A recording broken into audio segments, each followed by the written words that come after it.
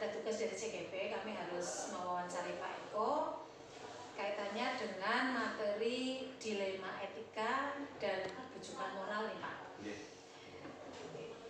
Yang pertama saya ingin menanyakan selama Bapak memimpin nih Pak, bagaimana cara Bapak mengidentifikasi kasus-kasus yang terjadi selama di sekolah, seperti kasus dilema etika atau bujukan moral?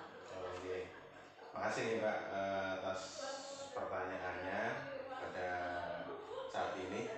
Jadi dari kasus-kasus yang saya temukan dan terjadi di sekolah, baik dari kabar yang saya dengar atau desas-desus yang tersebar, maka saya dapat membedakan kasus-kasus tersebut menjadi dua, yaitu dilema etika dan bujukan moral.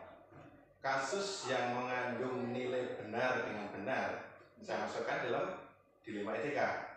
Dan kasus yang mengandung nilai benar dengan salah saya masukkan dalam bujukan moral. Itu selama ini saya mengelompokkan seperti itu. Nah, kasus-kasus yang terjadi di sekolah. Terima kasih Pak. Untuk yang kedua, selama Bapak memimpin, bagaimana cara Bapak dalam menjalankan pengambilan keputusan, terutama jika kasus-kasus itu ada dua kepentingan yang sama-sama benar atau sama-sama mengandung nilai kebajikan? Jadi pada prinsipnya yang saya laksanakan selama ini dalam pengambilan keputusan untuk kasus dua kepentingan yang sama-sama benar, saya selalu berpedoman pada prinsip moral, didasarkan pada rasa kepedulian juga, kasih sayang, dan selalu memikirkan dampak yang terjadi untuk jangka pendek maupun jangka panjangnya. Juga berusaha untuk tidak merugikan pihak sekolah maupun nama baik sekolah.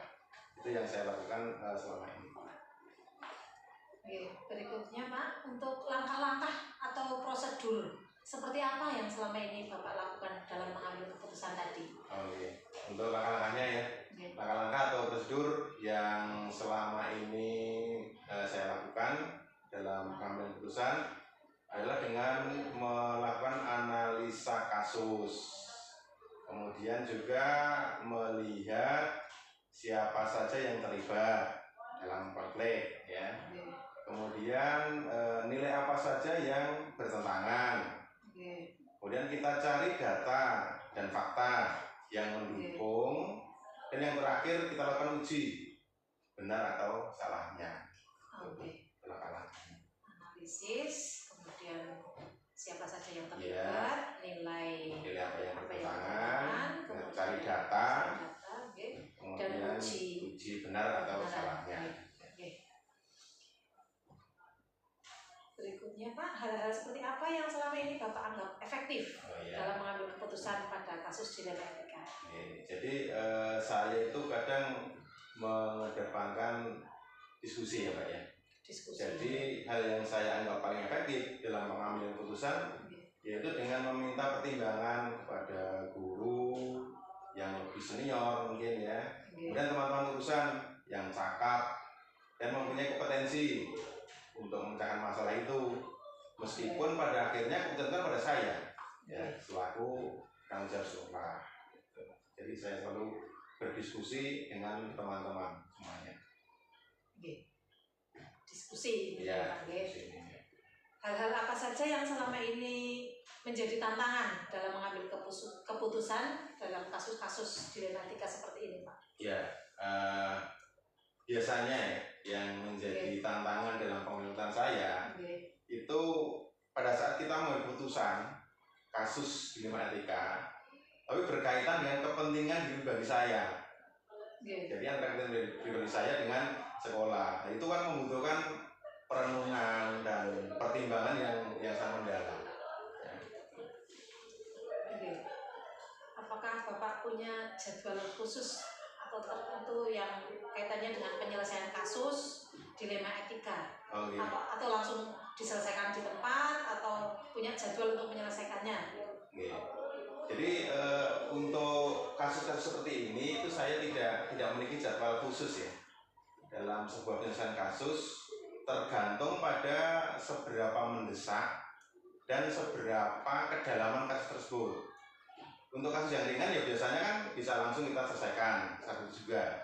Tapi jika kasus tersebut memerlukan waktu dan banyak pihak yang terlibat, maka biasanya saya akan mengalokasikan waktu khusus untuk berdiskusi dengan rekan guru dalam suatu pertemuan seperti itu. Jadi insidental ya. Insidental ya. Adakah seseorang atau faktor-faktor apa yang selama ini mempermudah atau membantu Bapak dalam pengambilan keputusan dalam kasus dilema etika seperti ini? Ada, Mbak. Karena dalam pengambilan keputusan itu kan saya selalu berdiskusi, berkolaborasi dengan teman-teman.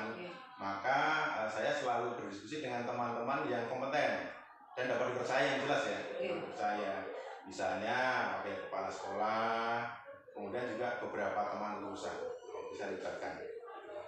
Dari semua hal yang telah disampaikan oleh Bapak tadi, ada pembelajaran apa yang dapat Bapak petik dari pengalaman Bapak mengambil keputusan yang terkait dengan dilema etika? Ya, pembelajaran yang dapat saya petik dalam pengambilan keputusan untuk kasus dilema etika yaitu pentingnya komunikasi dan koordinasi yang baik dari semua pihak agar keputusan yang diambil sesuai dengan sasaran dan berdampak positif baik bagi sekolah dan warga satuan pendidikan yang saya kelola.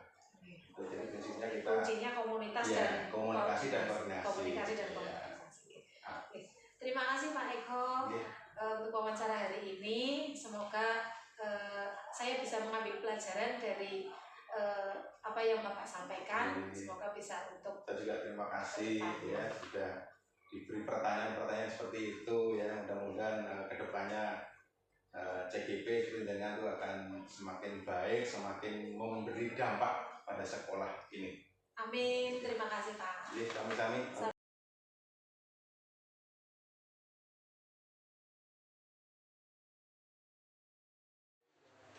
Assalamualaikum Bu Murni. Waalaikumsalam warahmatullahi wabarakatuh. Pripun kabare Bu Murni? Alhamdulillah Bu Umri sakunturipun. Mohon maaf ini mengganggu waktu Bu Murni sebentar. Kaitannya dengan tugas kami sebagai CKP, kami diberi tugas untuk mewawancarai beberapa kepala sekolah. Dan salah satunya saya memilih Bu Murni sebagai kepala sekolah SD Mergawati 2. Okay. Di sini saya ingin menanyakan beberapa hal Bu Murni. Sebisa kami untuk menjawab. Silakan Bu. Okay. Ini kaitannya dengan materi dilema etika dan rujukan moral Ibu.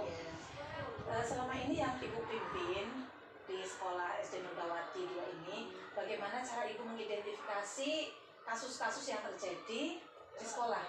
Misal seperti kasus yang ada kaitannya dengan dilema etika atau rujukan moral. Selama ini Bu, kalau di sekolah yang kami pimpin, yang namanya satuan pendidikan dimanapun pasti akan menemui sebuah masalah ya. Di antaranya kaitannya dengan moral tadi ya. Yang pertama, saya pasti akan mencari informasi terlebih dahulu. Kita amati dulu, dan tentunya informasi yang saya cari itu dari orang-orang atau rekan-rekan yang memang benar-benar tahu persis. Kita kumpulkan dulu beberapa informasi yang berkaitan dengan masalah tersebut. Kemudian selama Ibu memimpin, bagaimana cara Ibu dalam menjalankan pengambilan keputusan, terutama kasus-kasus yang ada kepentingan, misal sama-sama benar atau sama-sama ada nilai kebajikannya, cara mengambil keputusannya bagaimana? Memang ya Bu, terkadang kita dihadapkan pada situasi seperti dilema itu ya, semuanya dalam posisi yang benar. Mungkin langkah yang bisa saya ambil, kita kembalikan ke peraturan yang ada. Ya, peraturan yang ada, karena memang kalau kita kembalikan ke peraturan, jelas insya Allah kita ke depan juga akan tenang, nyaman. Selain dikembalikan pada peraturan yang ada, ya juga tentunya dengan apa ya, masukan dari rekan juga sangat berpengaruh untuk mengambil kebijakan dari dua pilihan tersebut. Kira-kira langkah-langkah atau prosedur seperti apa yang biasanya dilakukan dalam pengambilan keputusan itu?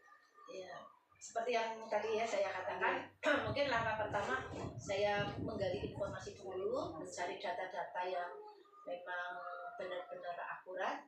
Kalau perlu saya sendiri terjun langsung ya, atau dengan rekan guru. Kalau yang berkaitan dengan siswa, kalau memang diperlukan, saya turun ke lapangan, saya turun sehingga informasi atau data yang saya peroleh benar-benar akurat.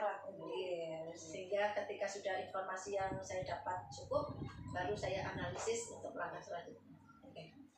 Dari beberapa langkah tadi Bu, selama ini yang Ibu anggap paling efektif untuk mengambil keputusan pada kasus-kasus dilema etika itu apa? Paling efektif ya paling saya minta pertimbangan ke rekan yang senior. Kalau yang kaitannya dengan misalnya kami di SD kelas 1 misalnya yang memiliki masalah, ya saya berhubungan dengan yang senior guru kelas 1 tersebut yang tentunya akan lebih, dan selain itu juga rekan-rekan guru lain yang pengalamannya juga mungkin lebih dari kita minta pendapatnya, itu lebih efektif. Kemudian selama ini biasanya kan ada yang lebih menantang itu dalam kasus-kasus itu, ada hal-hal yang tantangan tersendiri dalam pengambilan keputusan katanya dengan kasus dilema etika ini. Ketika menghadapi tantangan Yang paling menantang itu apa gitu? Ketika mungkin diantaranya ya Bu, ketika kita dalam mengambil keputusan itu belum semua menyetujui atau mayoritas belum sepakat, ya itu menjadi tantangan buat saya. Ketika saya mainkan untuk menjalankan sesuai dengan aturan, tetapi ternyata ada beberapa pendapat yang belum sepakat, dan itu menjadi tantangan bagaimana membuat kesepakatan di dalamnya agar bisa menghasilkan keputusan yang mufakat. Ya itu jadi tantangan, apalagi kalau misalnya berkaitan dengan diri pribadi, itu juga tantangan karena saya sebagai pimpinan juga belum tentu lebih baik. Itu juga menjadi tantangan tersendiri. Apakah Ibu memiliki jadwal tertentu, misal ada satu kasus, apakah dalam penyelesaian masalahnya itu dijadwal atau dilakukan sesuai prosedur, sesuai secara langsung begitu saja diselesaikan, atau mengikuti jadwalnya gitu? Selama ini tidak ada jadwal tertentu. Ketika kita menemukan masalah, biasanya lebih cepat, lebih baik. Jadi kita memang tidak punya jadwal tertentu, kita selesaikan secepat mungkin. Kecuali ketika kita memang membutuhkan waktu di dalamnya. Ada beberapa mungkin kasus yang membutuhkan waktu proses yang kaitannya dengan perubahan ke siswa, itu kan juga permasalahan yang tidak sekaligus dalam tempo mungkin 1 hari selesai, bisa 1, 2 atau bahkan mungkin berapa pekan baru selesai. Tidak ada. Adakah seseorang atau faktor-faktor apa yang bisa mempermudah atau membantu Ibu dalam pengambilan keputusan, khususnya kasus-kasus dilema etika seperti ini Bu? Ada yang membantu? Jelas sekali ya, saya selama ini yang jelas dibantu oleh seluruh warga sekolah ya, baik guru ya, terutama rekan guru, rekan sejawat, juga dengan komite, itu sangat mendukung selama ini. Apalagi kalau berkaitan dengan siswa, wali murid di sini juga alhamdulillah sangat mendukung. Dari semua hal yang telah disampaikan Ibu, adakah pembelajaran yang bisa dipetik untuk dari pengalaman Ibu